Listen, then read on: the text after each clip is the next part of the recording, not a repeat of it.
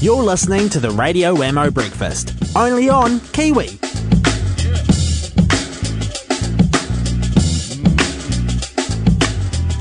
When once you were younger, driven by the snow, I know, it's like... You might be familiar with this track now. It is called Song for Old People, and it's by an outfit called Sherlock's Daughter, which it remains a bit of a mystery to me thus far, mainly probably because, well, they haven't been hanging out in New Zealand at all recently, and in fact, they're on the other side of the world at the moment, in New York. Tanya Horo, lead vocalist from Sherlock's Daughter, joins me outside an op shop, I do believe. Hello to you, Tanya. Hello, how are you? Very, very well. I'd imagine. Are you on the corner of 52nd and 81st? I'm actually I'm on the corner of Bedford and North 7th in Williamsburg. Brilliant. In New York City, the Big Apple itself. Yeah, in New York. I hope it's not. Is it too noisy? No, it sounds great. Sounds great. And if we do hear noises, I mean, that's New York. It's just the way it is. Well, yeah, exactly. 24/7, I guess. Lovely to meet you finally. Yeah, you too. Thanks. Yeah, and it's funny that we should meet over the phone while you're on the other side of the world. What takes you to New York at the moment? Well, I think it was just a whim, really. The whole band, we'd just done a rehearsal and we're sitting at home, and we looked online, and the page came up that just says, flights, like flight-centered kind of scenario, and it just said flights to New York, $900. We all kind of looked at one another and went, it's too cheap. Let's just book tickets. So we booked tickets, and then CMJ happened to be at the same time, and we got into CMJ, which is like a music marathon here. It's kind of like South by Southwest, but smaller. We got into that, and then just decided to book some gigs, and 4 weeks later we're still here. We're here for 6 weeks. Great. And how did CMJ go for you guys? CMJ was really good. I think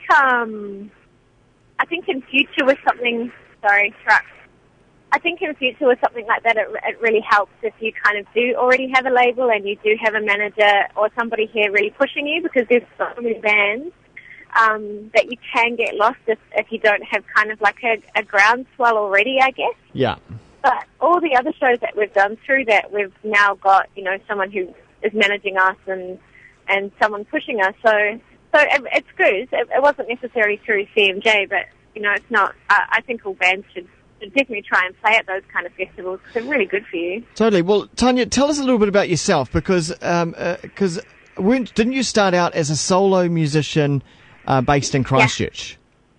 Yeah, I did. I went under the name Marvy King for a while, and then sort of did music for that, and was signed to Wildside Records, Murray Kamek, and released an EP in New Zealand as well, and a single, and then just moved over to Australia, pretty much. And somewhere in between, somewhere in between there, and we won't dwell on it too much, but you became the House of Travel girl. Yeah, House of Travel. I actually did House of Travel for 8 years, so it was a long run. Yeah, and it was heaps of fun. It took me overseas, and the people that I worked with were amazing, and it was a really good experience, and it just finished this year. So, it's been an interesting time for me to suddenly not have that aspect of my life anymore. But obviously that regular income as well. Yes, yeah. Now I actually really have to think about what it is I'm doing and make it work. Yeah, so I have to grow up. Is that why you ran away to Australia? Because you're very very well recognised in New Zealand for that role. Yeah.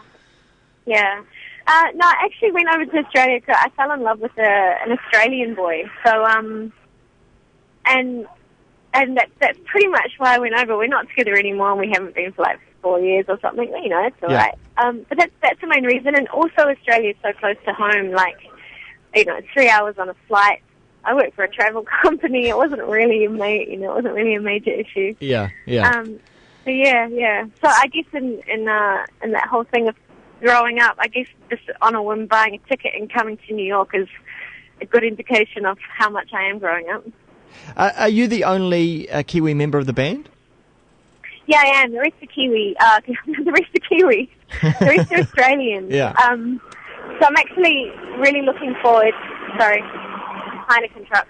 Really looking forward to bringing the boys over to New Zealand because I've never been to New Zealand before, and I really miss New Zealand as well. So hopefully in January we're going to come home and do a tour.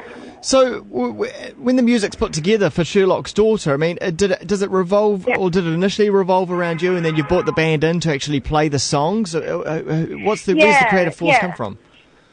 Yeah, that's how it started. So I had all these songs that I had written, and I wanted to get a band together to play them. And then when I met everybody, we just kind of all worked. So it felt weird to have these guys just playing song, like my song, so to speak. So then we just all started writing together, and I still bring songs in, but you know, if it grabs us and we write something amazing, then of course that stays in there. So there's no really rules, but that's how it initially started out. Yeah. And then it just grew. I guess it, you know, kind of evolved naturally into being a band. Where did you meet them? Or like around the musical traps around Sydney? Yeah, my partner who I was with when I went over to Australia, we formed a band and met players through him, and then the place where we rehearsed was at our drummer's house. He wasn't our drummer at the time, but our drummer didn't turn up for a gig, and he was home for a rehearsal, and Bill was at home, so we just asked him to drum for that rehearsal, and then we all just ended up getting on, and yeah, so it's just, I guess it was all through music, or, you know, people you know, and blah, blah, blah. And how would you describe Sherlock's Daughter as it is now with the band? The music genre? Yeah, well, just, yeah. It's a really hard one, but we've decided to call it progressive pop because there's definitely pop elements in there. You know, they're proper song structures. You've got verse, chorus, but the way that we've kind of composed it, I guess, with the music is to twist it a little bit, not on a conscious level. I think it's just all how we kind of write together. Yeah. So we like to call it progressive pop. Well, that's nice. I don't know if that's what it is.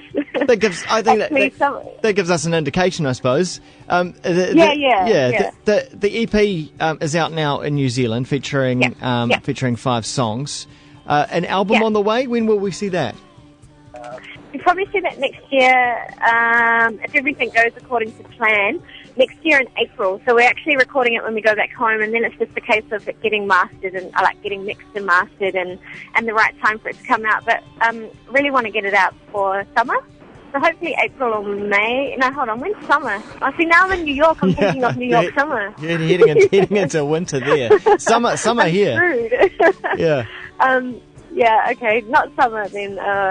But yeah, like we were thinking probably realistically April, May. And how are things catching on in Australia? Because I noticed on your blog you mentioned that there's possibility of some Triple J play happening at the moment. Yeah. We're really lucky actually. There's a person on Triple J, DJ on Triple J called Dom, and he's really kind of helped the band out a lot, which has been really nice. So he like his I don't know what you call it, his nights, what are they called? Sessions. He plays it quite a lot. Yeah. His show. And FBI play it quite a lot, which is an independent radio station. And it's been blogged. Like it's actually going really well. It's really good. You know, it's not like it's not like it's just suddenly emerged out of nowhere and it's like a number one hit. But it's just really kind of slowly, you know, gaining momentum, which is kind of nice because at least that way you can kind of keep your head on and keep up and move with it rather than get lost and then. Cool. You know, and you just get lost. And you did just say just before also that you're quite keen to show the rest of the band New Zealand. When's that going to happen? Yeah. When are you going to tour? Hopefully January. Really hoping for January. Well, there's no plans. There's no plans being made or anything, but there will be. Cool. Well, we look forward to it. Planting the seeds. Yeah, same. I can't wait. We're enjoying the song at the moment, Song for Old People. Yeah, cool. We'll leave you to your op shopping. Have you spotted anything you like? No, not yet. But it must be I am looking in the. I'm in the wrong section now. I've realised I was in the men's section. It must be an. It doesn't help me at all. No, that doesn't help you. No. It must be an op shopper's paradise there in New York. Do you know what? Just secretly, they're actually not that great. Oh, really? Yeah, no, I thought they'd be amazing, but they're really expensive. And I don't know, I think we've got kind of better clothing stores in New Zealand, to be honest. I think we actually have better designers in New Zealand, so then when people throw out their clothes, there's better clothes in the op shop. Very true. Well, there's another reason to come back to New Zealand. Yeah, exactly. I need some clothes. Well, Tanya Horo, it's been really nice meeting and catching up and talking about Sherlock's daughter. You too. And do drop by the Kiwi studio. We'll love to have you playing live here sometime. Oh, yeah, I'd love to. It'd be really cool. Tanya, thanks so much. Cool. Thank you. There it is. There she is, Tanya Horo, Sherlock's daughter.